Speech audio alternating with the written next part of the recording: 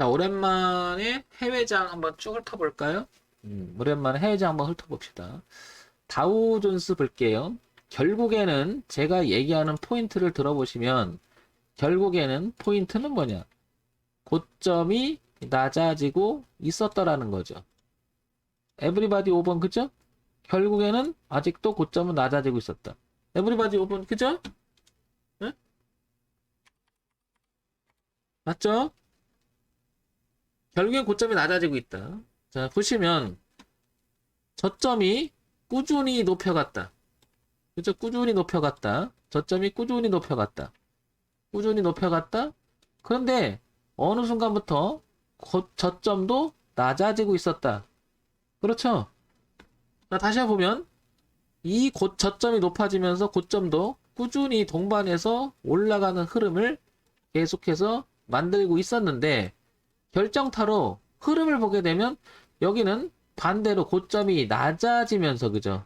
낮아지면서 저점도 낮아지고 있었다는 사실입니다. 그죠? 그러니까 이걸 자연스럽게 표현해 보면 저점이 높아지다가 고점이 자연스럽게 늘어지는 모습이 한눈에 들어오면 알 수 있죠. 그죠? 자, 여러분 잘 보이시면 5번, 6번. 그죠? 에? 정말 중요하다니까요. 그런데 여기를 유심히 보면, 여러분 유심히 보면 이 흐름을 깨지는 순간 문제가 터진다는 걸 알게 되고 이 고점이 낮아는 이런 게 보게 되면 보세요. 제가 언젠가 얘기했지만 올라갈 때는 저점을 높이면서 자연스럽게 근데 꺾일 때는 깼다가 반등했다 빠지는 모습이 굉장히 많다라고 여러 번 설명하죠. 그죠? 그렇죠? 자, 다우존스는 이런 형태를 그리고 있다. 자, 그 다음에 나스닥 가볼게요. 자, 나스닥 가면요. 나스닥 가면 고점이 낮아지고 있었다. 그렇죠? 자, 그 전에 볼게요. 저점이 꾸준히 이렇게 높아지는 모습을 유지하고 있었다. 그죠? 이렇게. 근데 어느 순간부터 동반하다 보니 저점도 낮아진다. 그죠? 자, 여기 보면 고점이 이렇게 높아져 갔었는데. 그러니까 얘도 보면 자연스럽게 흘러가다가 자연스럽게 어느 순간부터 꺾고 있었다. 이렇게.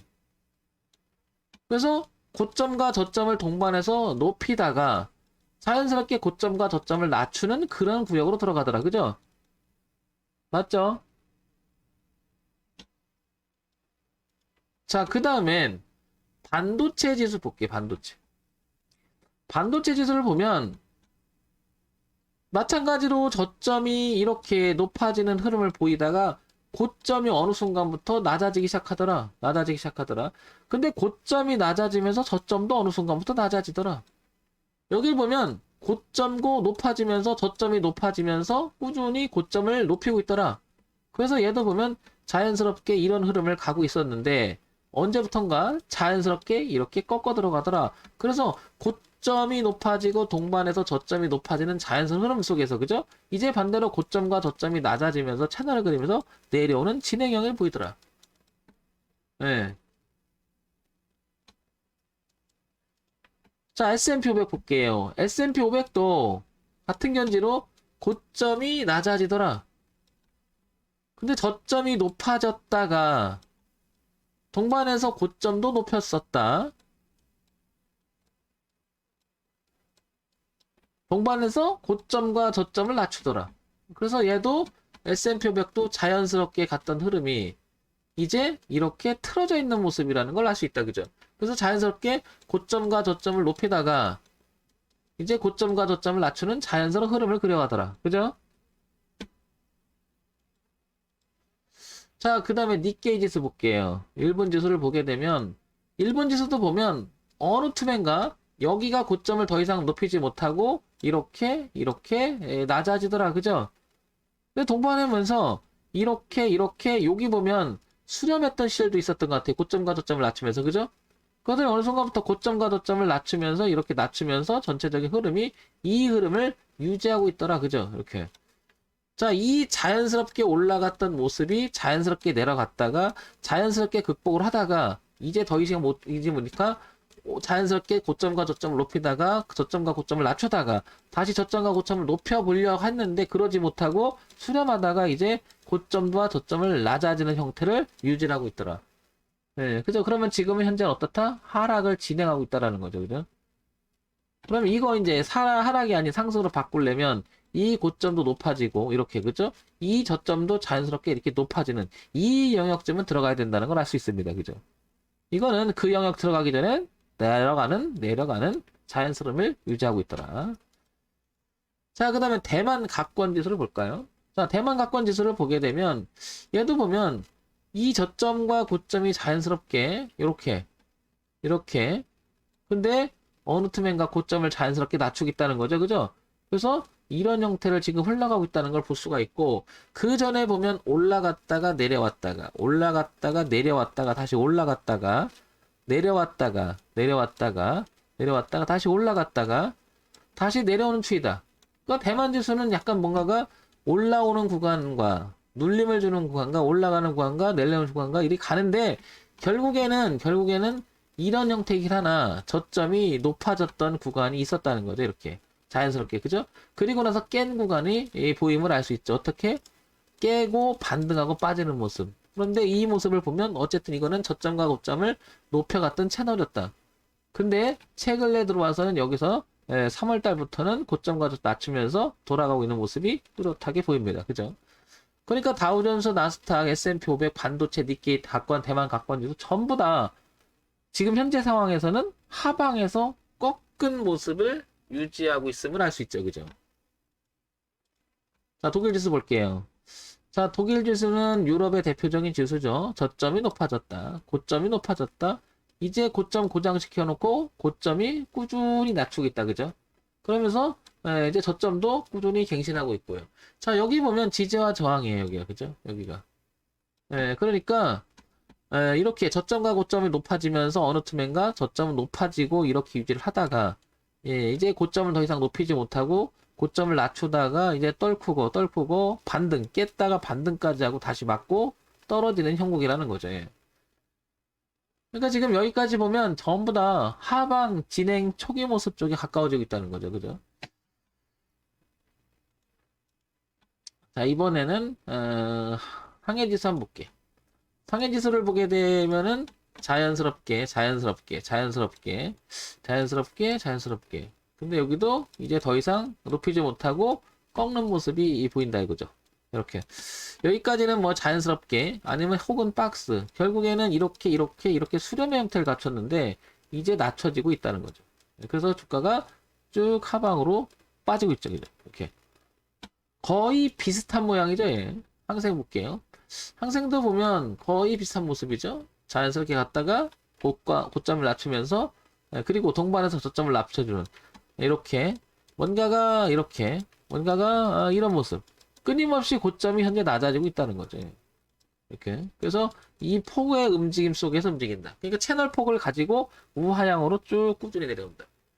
결국에는 지금 다우존스, 나스닥, S&P 500, 반도체, 니케이, 대만 지수, 독일 지수, 그다음에 상해 종합, 항생 지수까지 보게 되면 거의 다 뭐다? 하락 진행형이라는 걸 알 수 있죠. 초기 모습이라는 걸. 자, 그러면 여기서 이제 우리나라 장을 한번 가봅시다. 우리나라 대한민국 장. 대한민국 지수를 한번 보게 되면 국가지수 대한민국 지수 볼까요? 어디 있어? 대한민국. 어딨지? 한국이라고 써있나?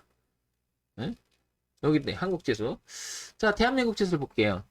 대한민국 지수를 보게 되면 뭐 이거는 뭐 하도 얘기해서 그죠? 3200을 기점으로 해서 적어도 저점을 높아가려고 굉장히 애를 쓰는 모습을 보였는데 깨고 반등하면서 그때부터 고점을 낮추면서 현재까지도 계속 이렇게 내려가고 있다.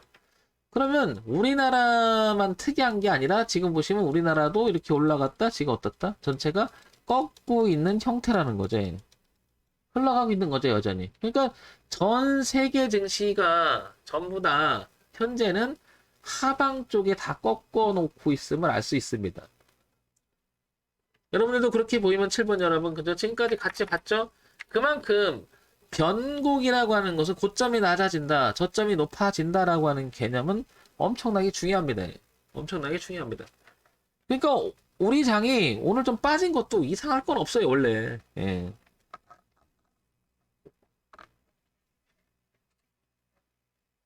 이상할 것도 없다라는 거죠. 이해됐죠? 그러니까 이런 기본은 항상 여러분 머릿속에서 갖고 가면 큰 그림에서 맞아 죽을 일은 없습니다. 예. 근데 큰 그림을 이해하지 못하면 큰 그림에 맞아 죽으니까 어떻게 되냐면 올라갈 줄 알았는데요. 이렇게 된다고. 올라갈 줄 알았는데 이렇게 된다고. 그 느낌으로 하면 안 된다는 거죠. 대한민국 지수가 상승하기 위해서는 어쨌든 이 흐름을 바꿔놔야 된다는 것이 분명합니다. 그죠?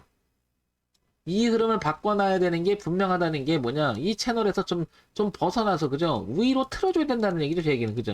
그러기 전까지는 이 흐름을 타고 고점이 계속 낮아지고 저점도 갱신해 가면 어디까지 내려갈지 몰라요. 그러다가 이렇게 깨져버리면 언더 슈팅까지 나오는 거죠. 그죠? 이렇게. 지금 깊게 들어온다면 월봉의 개념을 보면 2000에서 2100까지도 열려 있어요. 이렇게. 월봉을 보면. 네, 월봉 한번 볼까요? 네, 월봉을 한번 넘어가 볼게요.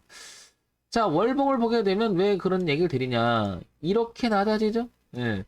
여기가 지금 지지와 저항이라 지금 지지를 하고 있어요. 그죠? 근데 이게 깨지면 다음 단계를 보시면 여기란 말이에요.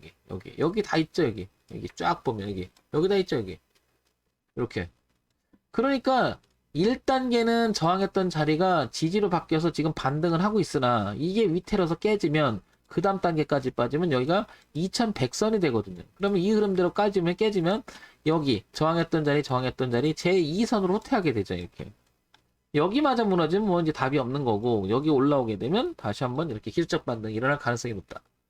지금 매우 중요한 교차 지점에 와 있음을 알 수 있는 거죠. 따라서 해외 증시, 우리나라 증시 같이 보면서 여러분들 함께 익히시면 도움이 되겠죠. 네, 따로 보지 마시고요. 자, 이런 특징적인 것을 한번 보시기 바랍니다.